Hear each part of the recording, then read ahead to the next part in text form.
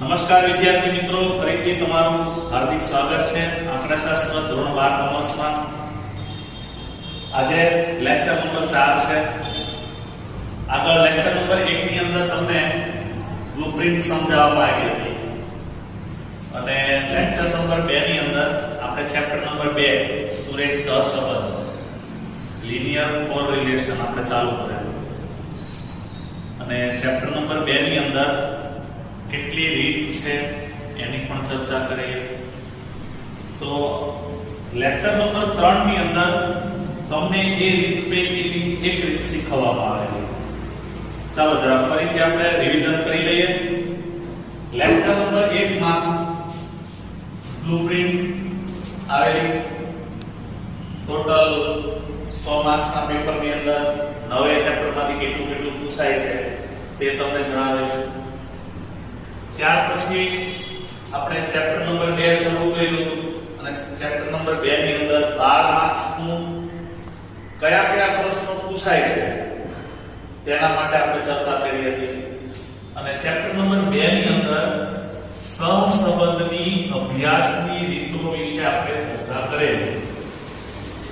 સહસંબંધની અભ્યાસની આ 3 રીતો છે. પહેલી છે વિકર્ણ આકૃતિની રીત, બીજી છે કાર્લ પિયર્સનની ગુણન પ્રઘાતની રીત, ત્રીજી છે સ્પીયરમેનની ક્રમાંક સહસંબંધની રીત. એમાં આપણે છેલ્લે લેક્ચર નંબર 3 ની અંદર વિકર્ણ આકૃતિની રીત આપણે સમજાવેલી. વિકર્ણ આકૃતિની રીતમાં ગ્રાફ દોરવાનો હોય છે. તમને બે ચલ વિશેની માહિતી આપેલી હોય, અલગ અલગ આંકડાઓ આપેલા હોય અને એમાં એક ચલની માહિતી x ધરી પર બતાવવાની હોય, બીજા ચલની માહિતી y ધરી પર, અને પછી એના બિંદુઓ દર્શાવવાના હોય છે. એ બિંદુઓને જોડતી કોઈ એક સુરેખા દોરવાની હોય છે. એના આકાર પરથી નક્કી થાય કે કયા પ્રકારનો સંબંધ છે. ધન છે, ઋણ છે, સંપૂર્ણ ધન, અંશતઃ ધન, સંપૂર્ણ ઋણ, અંશતઃ ઋણ, સુરેખ સહસંબંધનો અભાવ. તો જે વિદ્યાર્થી મિત્રોએ લેક્ચર નંબર 3 નથી જોયો તો એ પહેલા લેક્ચર નંબર 3 જોઈ લે અને પછી આજના લેક્ચર નંબર 4 ની અંદર આવે. આજના લેક્ચર નંબર 4 ની અંદર આપણે વાત કરવાના છીએ કાર્લ પિયર્સનની ગુણન પ્રઘાતની રીત. મિત્રો, જે 5 માર્ક્સનો દાખલો પૂછાય છે ને બોર્ડમાં, એ આ રીતનો જ હોય છે. 100% 99 નહીં, 100%. કાર્લ પિયર્સનની ગુણન પ્રઘાતની રીતનો દાખલો વિભાગ F માં 44 નંબરે હશે. 110% એ ફાઇનલ છે.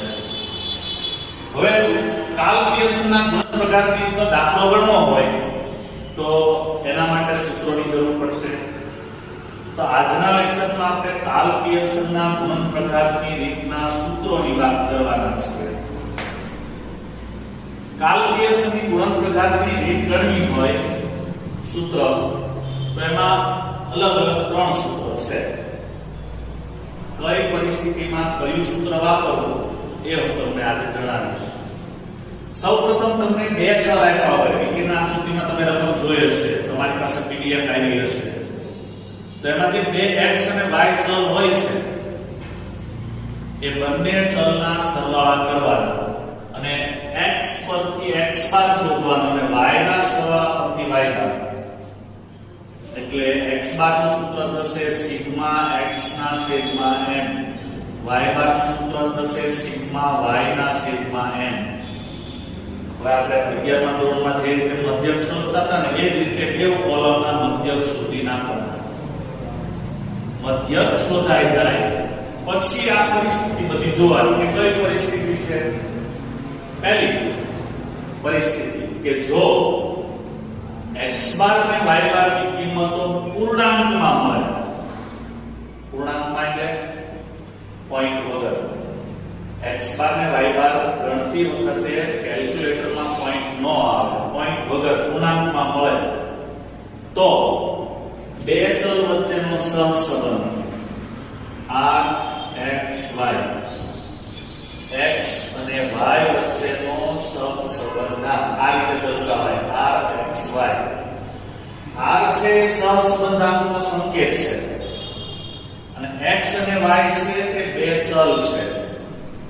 અને બંને ચલ વચ્ચેનો સહસંબંધાંક શોધવામાં આવે છે એટલે આ રીતે લખાય r x y બરાબર સિગ્મા x - x બાર y - y બાર છેદમાં વર્ગમૂળમાં સિગ્મા x - x બાર નો સ્ક્વેર ઇન્ટુ વર્ગમૂળમાં સિગ્મા y - y બાર નો સ્ક્વેર. આ સૂત્ર જો x બાર y બાર પોઈન્ટ વગર આવે ને તો આ સૂત્ર વાપરવાનું. જો રીત નંબર 2 કે જો x બાર અને y બાર ની કિંમતો અપૂર્ણાંકમાં મળે, અપૂર્ણાંક એટલે પોઈન્ટમાં, અપૂર્ણાંકમાં મળે મતલબ કે પોઈન્ટમાં જવાબ આવે તો આપણી પાસે એના બે ઓપ્શન છે. પહેલો ઓપ્શન કે જો x અને y ની કિંમતો ખૂબ જ નાની હોય, નાની, પ્રશ્ન થાય છે નાની રકમ કોને કહે? બીજો ઓપ્શન એ જોઈ લઈએ. જો x અને y ની કિંમતો ખૂબ જ મોટી હોય. હવે ઘણા વિદ્યાર્થીને પ્રશ્ન થાય છે નાની રકમ ક્યાં સુધી ગણવાની?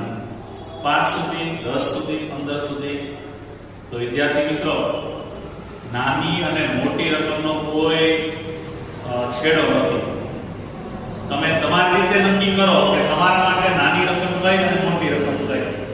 જે બે આંકડાઓનો તમે મોઢે ગુણાકાર કરી શકો તે રકમ તમારે નાની સમજવાની, અને જે બે આંકડાઓનો ગુણાકાર તમે મોઢે ન કરી શકો કે હજીની જરૂર પડે તો એને તમારે મોટી રકમ સમજવાની. ઘણાને 8 અને 9 નો ઘડિયો ન આવડતો હોય, 8 9 72 થાય એની ખબર ના પડતી હોય તો એના માટે 8 અને 9 બહુ મોટી રકમ ગણાય. અને જેને 11 ને 12 નો ગુણાકાર મોઢે આવડતો હોય તેને માટે 11 અને 12 નો ઘડિયો નાનો ગણાશે. તો જરૂરી નથી કોઈ કઈ રકમ મોટી હોય, એ તમારે જાતે ડિસાઈડ કરવાનું છે કે આ રકમ મોટી છે કે આ રકમ નાની છે. તો જો x અને y ની કિંમતો ખૂબ જ નાની હોય તો r x y, x અને y વચ્ચેનો સહસંબંધાંક બરાબર n સિગ્મા xy, n ની સાથે ગુણાકારમાં છે n sigma xy minus sigma x sigma y છેદમાં વર્ગમૂળમાં n into sigma x square minus sigma x આખાનો સ્ક્વેર ઇન્ટુ બીજા વર્ગમૂળમાં n into sigma y square minus sigma y આખાનો સ્ક્વેર. વિદ્યાર્થી મિત્રો, આ સૂત્ર યાદ રાખવા બહુ સહેલા છે. તો જો પહેલા વર્ગમૂળમાં x વાળા જ પદ છે, બીજા વર્ગમૂળમાં y. પહેલાથી યાદ રાખી લો. પહેલા વર્ગમૂળમાં x વાળા, બીજા વર્ગમૂળમાં y વાળા. આની અંદર પહેલા વર્ગમૂળમાં x વાળા પદ છે, બીજા વર્ગમૂળમાં y વાળા. હવે એવું યાદ રાખો કે x બાર y બાર પોઈન્ટ વગર આવે તો કૌંસ વાળા આવે. પદ કૌંસ વાળા આવે. સિગ્મા x - x બાર નો સ્ક્વેર y - y બાર નો સ્ક્વેર. સ્ક્વેર તો આવે નીચે જો સિગ્મા x સ્ક્વેર, આનો મતલબ થાય છે કે x નો સ્ક્વેર કર્યા પછી સરવાળો, અને સિગ્મા x હોલ સ્ક્વેર તો x ની કોલમનો સરવાળો કર્યા પછીનો વર્ગ. વાત કરીએ જો x અને y ની કિંમતો ખૂબ જ મોટી હોય તો r u v. r u v એટલે શું? u અને v છે ને પરિવર્તિત ચલ છે. સાહેબ પરિવર્તિત ચલ ન હોય? હા, પરિવર્તન શબ્દ સાંભળો જ હોય.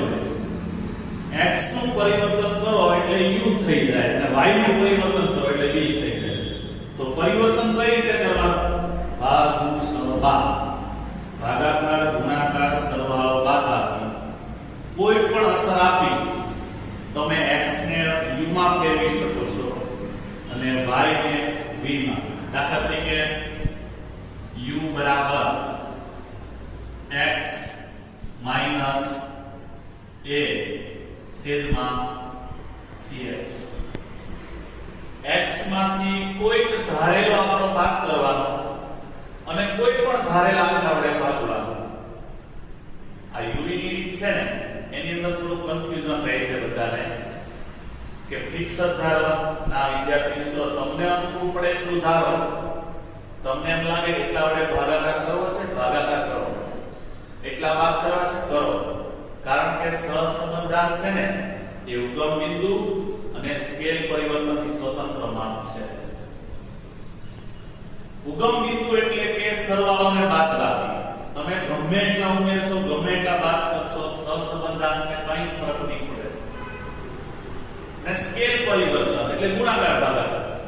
તમે ગમે એટલા વડે x ની રકમને ગુણશો, ગમે એટલા વડે ભાગશો, સહસંબંધાંકનો જે જવાબ આવવાનો હશે મૂળ રકમ પરથી એ તમારી બદલાવેલી રકમ પરથી આવશે. એટલે ચિંતા કરવાની કોઈ જરૂર નથી. ઓકે, તો વિદ્યાર્થી મિત્રો, જો x અને y ની કિંમતો ખૂબ જ મોટી હોય તો uv y રીત કરવી પડે. અને uv y રીત કરવા માટે u નું x માં x નું u માં પરિવર્તન કરવું પડે અને y નું v માં. v બરાબર y - b ભાગ્યા cy. આ b એ પણ ધારેલો જ આંકડો છે, cy એ પણ ધારેલો જ આંકડો છે. જેવી રીતે આપણે 11મા ધોરણમાં ધારેલો મધ્યક આવતો હતો ને એ રીતે. તો u અને v માં કન્વર્ટ થયા પછી, x અને y નું u અને v માં કન્વર્ટ થયા પછી આપણે સૂત્ર આવું લખવાનું છે n સિગ્મા uv. આ સૂત્ર બેઠું છે વિદ્યાર્થી મિત્રો. જ્યાં તમને x દેખાય છે ને ત્યાં u આવશે અને y દેખાય ત્યાં v આવશે. જરા ચેક કરતા રહેજો. n sigma uv minus sigma u sigma v છેદમાં વર્ગમૂળમાં n sigma u square minus sigma u whole square બીજા વર્ગમૂળમાં n into sigma v square sigma v whole square. અને ટૂંકા દાખલા માટેના સૂત્રો 3 છે, જરાક સાથે જોઈએ જ લઈએ. જો દાખલામાં કોવેરિયન xy COV કોવેરિયન xy નો ગુજરાતી મતલબ સહવિચરણ. કોવેરિયન ને સહવિચરણ કહેવાય. સહવિચરણ xy આપેલ હોય તો તમારે સહસંબંધાંકનું સૂત્ર આવું લખાય r બરાબર અથવા rxy બરાબર કોવેરિયન xy. સહવિચરણનો બીજો સંકેત પણ છે sxy અને ત્રીજો સંકેતમાં તો કઈ છે નહીં, સહવિચરણ xy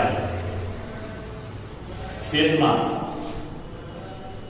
sx into sy.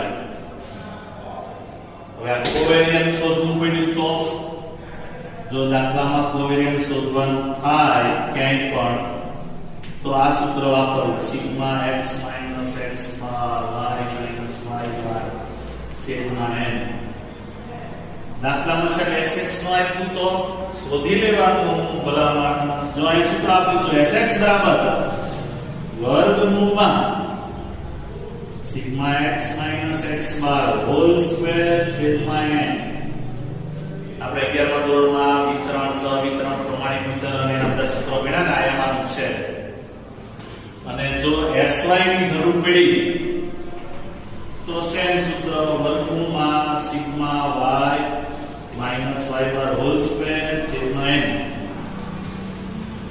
આ રીતે જો દાખલામાં સિગ્મા x - x બાર y - y બાર અને sx અને sy આ ત્રણ વસ્તુ આપેલ હોય તો આ સૂત્ર વાપરી નાખવાનું. કોઈ રેખા શોધવાની રહેવાનું. સિગ્મા x - x બાર y - y બાર છેદમાં n into sx into sy. તો હરિભક્તો અહીંયા ધ્યાન રાખવાની બાબત એ છે કે જ્યારે કોઈ રેખ ઉપર હોય ને ત્યારે છેદમાં n નો આવે અને જ્યારે ઉપર x - x બાર y - y બાર અથવા તો કોવેરિયન્ટ ન હોય તો છેદમાં n આવે. આ સૂત્રમાં જોઈ લો. સૂત્ર જરા નીચે લખું છું, આપણી પાસે જગ્યા અવેલેબલ નથી. જો દાખલામાં સિગ્મા xy sx અને sy આપેલ હોય તો rxy બરાબર sigma xy minus n into x બાર ઇન્ટુ y બાર છેદમાં n into sx into sy. આટલા સૂત્રો છે સહસંબંધના કાલ્પનિયક્ષની રીતના. રીત નંબર 2 ની વાત કરી રહ્યા હતા આપણે વિદ્યાર્થી મિત્રો. તો આ હતા સહસંબંધના સૂત્રો અને આપણે વાત કરવાના છીએ નેક્સ્ટ લેક્ચરમાં આ સૂત્રમાં. આ સૂત્રથી દાખલો ગણવો હોય તો કેમ ગણાય તેની વાત લેક્ચર નંબર 5 માં મળીએ. मिलते हैं छोटे से ब्रेक के बाद.